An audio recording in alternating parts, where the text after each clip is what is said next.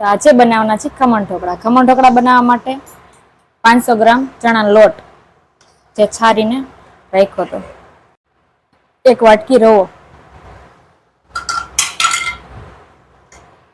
સાજીના ફૂલ 1 ચમચી, 1 ચમચી નમક. હવે આને આપણે મિક્સ કરી લેવું.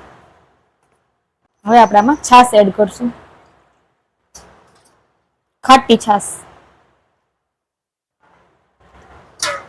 હવે આપણે મિક્સ કરી લઈએ. સારી રીતે મિક્સ થઈ ગયું છે. હવે આપણે આમાં નાખીશું લસણ અને મરચાંની પેસ્ટ,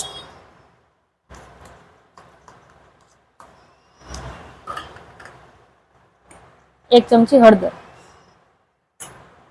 મિક્સ કરી, મિક્સ થઈ ગયું.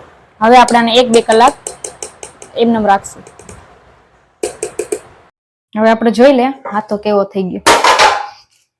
હવે આપણે આમાં નાખશું ઈનો.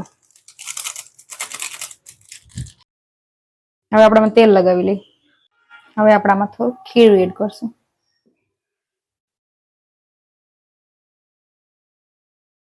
ઢોકળી આમાં સ્ટીમ કરવા રાખી દઈ.